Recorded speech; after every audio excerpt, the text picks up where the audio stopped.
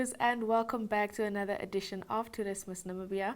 I am Precious Nitanapo, and I will be your presenter for today, where we will be discussing topics, destinations, and to the point. But up next, we have topics.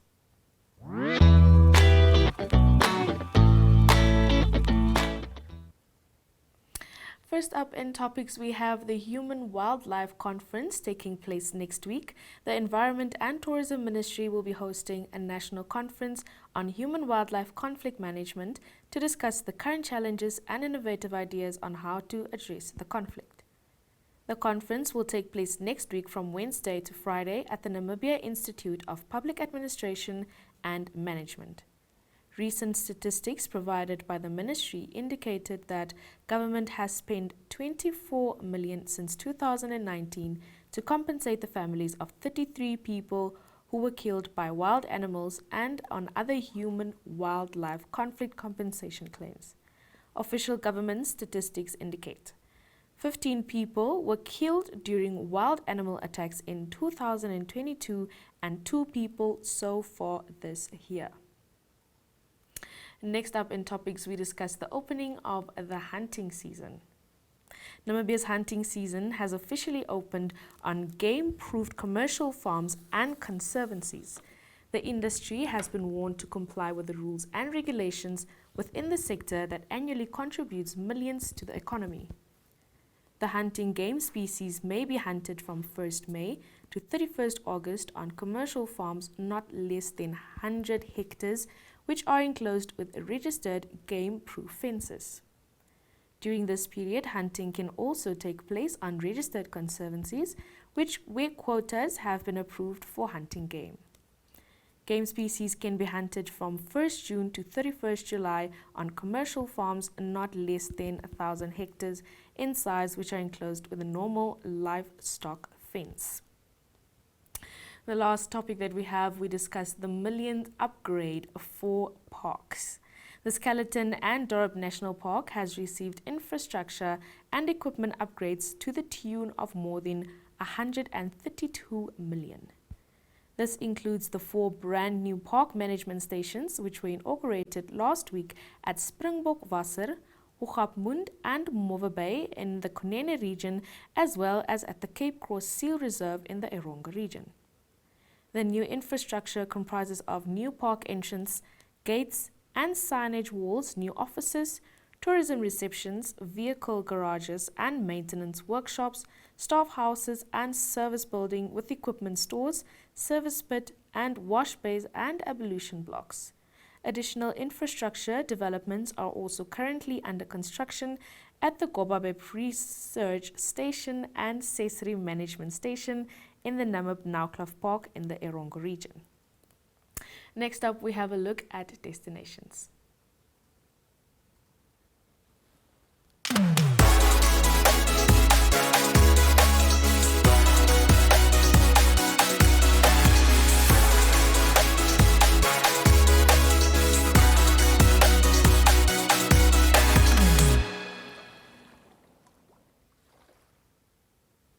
Well, first up in destinations, we have a look at EMMS Cubango, where Kenya Kamboye visited EMMS Cubango, which is found along the Okavango River as it runs through the former Caprivi Strip, which is now part of the Zambezi region. The road that follows the river as it leaves the joint border of Namibia and Angola and meanders down south towards the Botswana is lined with many hospitable destinations. The EMMS Cubango Ecological Camp is thus found in the Kavango East region, specifically close to Divundu, and is based on ecological principles, having created the camping ground in the style of the local Mbukushu tribe's tradition. Using materials from the area and working only with locals that know the ancient art of reed work, the whole camp is using solar energy and it has a state-of-the-art water purifying system providing drinking water. The camp is situated on the banks of the Okavango River with a beautiful island in front which is home to many hippos. Mr. Kasoma, we are here at EMMS Cubango alongside the Kavango River in Kavango East region. Can you just tell us how you came about with this idea of establishing EMMS Cubango ecological camp? Thank you for the opportunity. First of all, it's a big honor to have you here to interview me, because last year was the first time for me to be in the Tourism Expo. And then I decided I must get closer to Namibian Tourism Board to market myself. And so this project, I started this project in 2018 after 18 years of experience in working for Namibia. I have been almost everywhere in Namibia. I worked at many different lodges. I am one of the level 4 national tour guides in Namibia, and I am also level 3 Fagasa national guides. And after traveling around in the world and working for people, I decided in June 2018 to establish my own camp to do what all I have learned here in this camp from 2018. Okay. You mentioned something about the Tourism Expo last year. Tell us, how was your experience there? The experience was very good. I was very happy.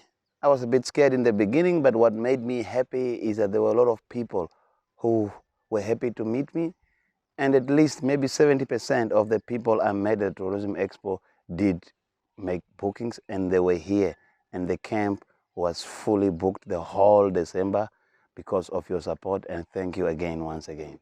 Okay. You said that you started the camp, you established it in 2018. 2020, we were hit by the COVID wave until 2021 and a little bit of 2022. How did you manage to survive, seeing that you were just coming into the tourism sector as a business owner? How was it? How did you manage to survive during the time? Thank you. As a local guy, been born in this community, it was a bit tough because I did put all my investment funds in it. And of course, I have no loan to anybody, but then I almost attempted to get loan. And then I had a second idea whereby I opened my own lounge and cafe in my hometown, which is 10 kilometers from Divundu, where I sell pizza and food just to avoid letting my people I love go. So to keep their work, I asked my people to work double. So to run the cafe, which is 10 kilometers, and to run the camp, which is here. Okay. Tell us more about what do you have to offer. Why must someone come to EMMS Cubango? Tell us why. Why? It's very special. You'll never regret if you ever come here. One reason why you'll never regret, because I am ecological. And if you don't know what is ecological, people might think we don't know what it is. But ecological, it means nature related. So why I'm ecological is that I don't buy water. I am one of the first Namibian youth who is making water by reverse osmosis. I don't purify water. I only take unwanted element out and leave the wanted element in. And at the moment, it's one of the best water I have in the river without purifications, but with reverse osmosis. And then with electricity, first time I did about 60 kV, which was not 100%. And then, so it was enough, but then the bigger the camp was becoming, I decided to make it 100% ecological solar. And at the moment, I am happy. I don't have to buy water. I don't have to buy electricity. So the profit will be made. Okay. Tell us about the rooms. What can people expect? People want to book. What kind of rooms are here and how many are there?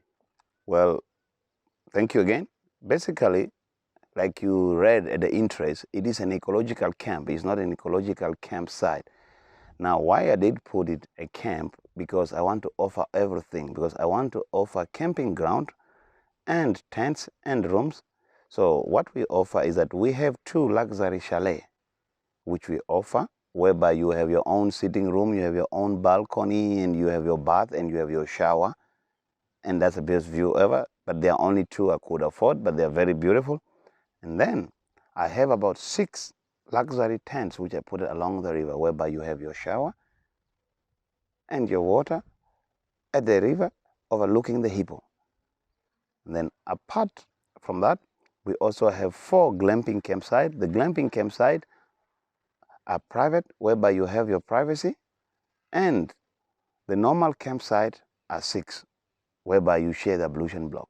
And we also offer game drive to Mahango National Park And we also offer game drive to Buffalo National Park, because we have 2 national parks. One is on the other side of the river and one is on this side of the river.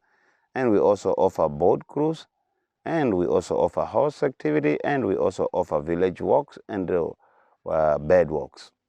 Okay. You spoke about you don't want to retrench people when the COVID emerged. How many employees do you have, maybe on a permanent or casual basis? How many employees do you have in total?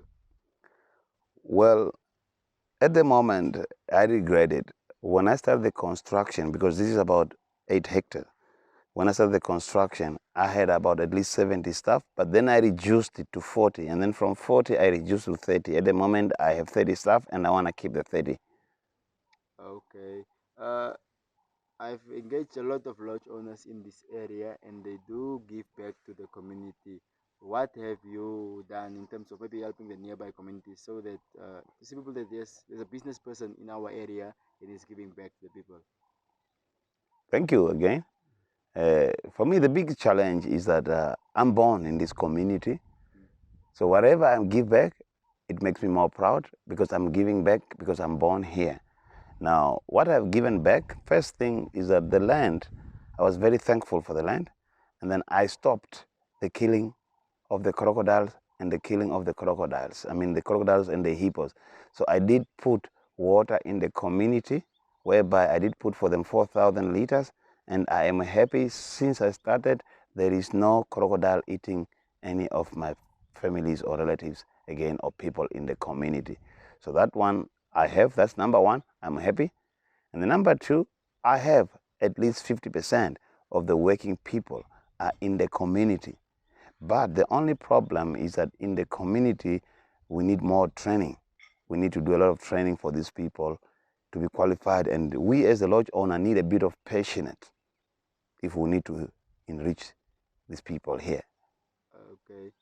Looking at the camp, it's very impressive at the moment. But I believe you have big dreams. You would want to expand the project. What can people expect come 5 years from now? How do you see EMMS Cubango camp going to look like? What can you promise us?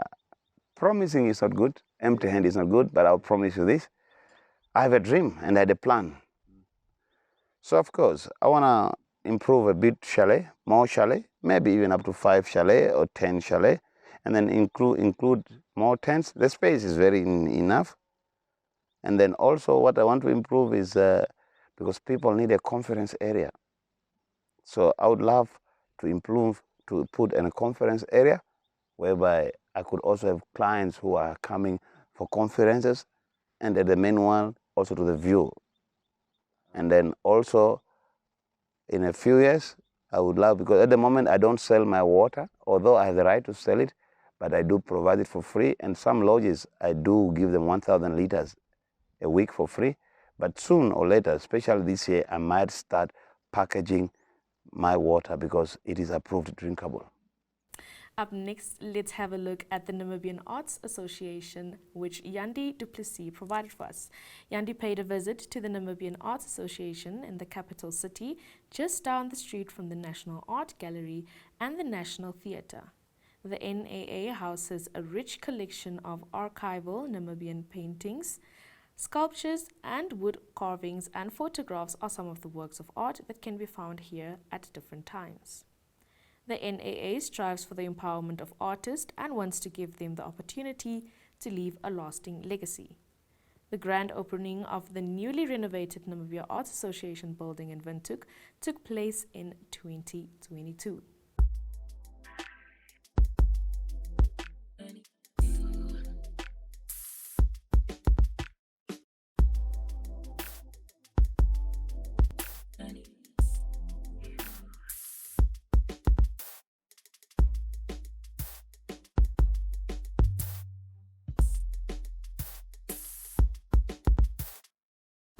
Welcome to the Namibian Arts Association, the home of Namibian art and its artists.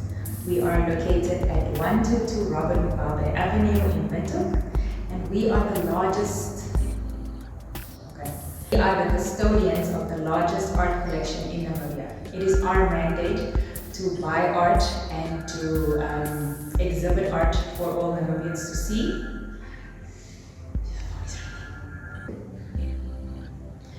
Namibian Arts Association is a non-profit organization that is based off of members. Our members are visual artists of all genres and art enthusiasts and those who like to support the art industry in Namibia. The Namibian Arts Association is open to the public from 10 o'clock to 5 o'clock every day, every weekday, and 10 o'clock to 2 o'clock on a Saturday afternoon. Ignore that, we'll start over. The Namibian Arts Association is open weekdays from 10 to 5 and on Saturdays from 10 to 2 o'clock. Okay. We have exhibitions on rotation every 3 weeks. So every 3 weeks we have something new up on display. Therefore, we encourage you to come make a turn at the Namibian Arts Association here in town. We have ample parking and it's walking distance from the other art galleries. Up next, we have To the Point.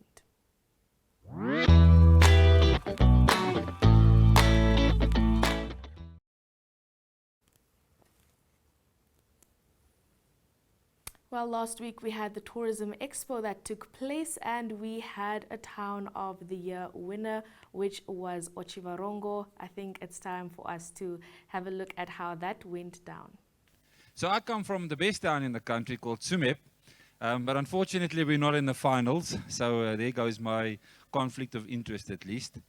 But what we do is we travel 11,000 kilometers every day of our lives to deliver our newspapers and our education program inserts all over the country. So we do know what it takes to travel. At the same time, we live in this vast country of over 800,000 kilometers, and we've just had a wonderful 2-day network session with stakeholders. And what we realized many years ago is that when you talk about tourism, it's important that you make sure that the towns are part of that solution. You can't reach the 4 corners, 6 corners, 8 corners of this country without going through towns. And yet, our message from tourism and towns is still in its infancy in terms of the potential. So this is from 2017, we started this program, and we're now in 2023. And this year we focused on how do towns promote themselves on social media. So we hear a number of 4,000 likes, and yet we sat and we had a discussion this morning with Cricket Namibia where they reached 1.3 billion people. And we realized that we have a very, and another time, very long way to go into promoting our towns on social media. And social media on towns is not that I have street lights. We know we're not living in South Africa, but it's not an achievement to have street lights. It's not an achievement to have tar roads. What is important is that why would tourists want to come to your town? Why is your town on a route between here and Tsumeb, or from here to Oshikati, or from here to Oraniemund, or in Oraniemund itself? And that message we have to work a lot more on. So we're very proud of our 3 finalists and the efforts that they've done in terms of promoting their towns. But I'm standing here today as an advocate to say that we have to do a lot more on social media to promote our towns. We're not just competing against Oraniemund or Otjiwarongo or Swakopmund, or even Tsumeb where I'm coming from. We're competing against every single place on earth. And trust me, they understand this a lot better than we do. And therefore, I do challenge all 3 finalists and all 38 towns, and maybe there's another one already now, 39, that what we're doing in terms of promoting our towns cannot just be a political statement. It has to be an economic one, but most importantly, it has to make sense for tourism. Because tourism is one of the few, if my personal view, only space that we really have of creating jobs for every single Namibian. And therefore, if we're not doing enough of that, we wonder sometimes why is unemployment in our town so high. It's a simple maths. Get your social media profiling up, and I guarantee you'll see the same time how job creation goes up. It is guaranteed. There's not even a discussion. The same time, though, is that if you're not sorting out your town's issues, then that same social media will play against you. That is also true. But let's focus on the positive. The positive is let's use our towns, let's promote our towns. As NMH, we're totally committed to this process for now the 7th year, to promoting towns as part of tourism, because it's not just about the lodges, it's not just about the destination, it is the road towards this. We saw today that when you walk down here, you go through the aisle, it's around the airport. On top there, you'll see a bus stop. a bus stop that we helped finance to get fixed. A bus stop in Katatura that fell over, was dilapidated. We fixed it. And that bus stop, please, when you go back, watch the bus stop. We're going to take back to Katatura so that the transport for within Katatura is sorted. So my message around that is not just about transport from here to a town, but within the town as well. What are we doing making public transport more accessible, not just for our residents, but for our tourists as well? And those are things that we've got to work a lot more on. Our need in our country is absolute. I have no doubt about that. But the only way we're going to address that need is through job creation. And the only way I believe that most towns will have a fighting chance is through tourism. So let us take your hands with us, with our partners, and find ways of how do we promote your town on social media, on other platforms, so that tourists know about your town, not just yourself. So thank you so much for the 3 finalists. I'm very excited about who the winner is. I'm very proud to be part of this process, and thank you for your efforts. I really appreciate your commitment. We have loyal towns that participate, and the 3 of you are very loyal to this process. So thank you so much for that. Ashwin. All right, so I asked Mr. Botha not to go far because very soon he will announce who the Namibia Town of the Year is. Now, in this competition, we had another competition. This one was a little more random, more free-flowing, but ultimately it reflected how much you love your town. We just wanted to select one of the folks that pressed like on their town's picture and make sure that we send them 1,000 Namibian dollars. That's nice, right? Come on now. Just for showing love to your town. All you had to do was press like, and randomly we chose a winner. Now, if you know this lady that I'm about to announce, I doubt that she is here, but I'll tell you her name and I'll tell you where she's from. And if we can, let's just applaud her, because she was relentless in showing love for her town. The 1,000 Namibian dollar winner is Claudia Malima from Hoshiwarongo. Congratulations to Claudia. Hopefully she can be able to spend that money around her town and enjoy the town that she loves. Now I'm going to ask Mr. Botha to step back and let us know who the Namibia Town of the Year is for 2023. So I'm 52 years today, or this last month, and I remember as a child that that sport was very important to me, so we did a lot of sport. And this town was very special to me because in this town as a school, we won a very important cup that we as a school could never win before. So the town is very close to me because I felt that was the first time our school could move forward. And through sport, we really took our town along further. But the credit goes to this town. And this town's name is Onjivarongo. So Onjivarongo are winners. They weren't leading for a long time, and then all of a sudden they were leading. So congratulations, the efforts in the last week especially. So can Onjivarongo please come forward so we can hand over your certificate. Congratulations, Onjivarongo. They're the first time to win this competition twice. So congratulations.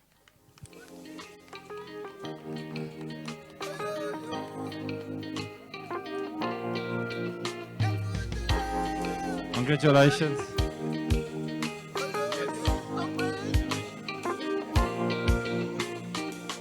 Here comes the most important day in a man's life, the day that every man would dream about. But Mama told you she's the only one for me. Mama told you she's the only one that can hold me down. The day is here and I'm ready. Hell yeah, I'm ready. Mama, I'm getting married. And for the love, Wamukani, my wedding day. Mama, I'm getting married. Ladies and gentlemen, another round of applause for the beautiful town of Hoshiwarongo.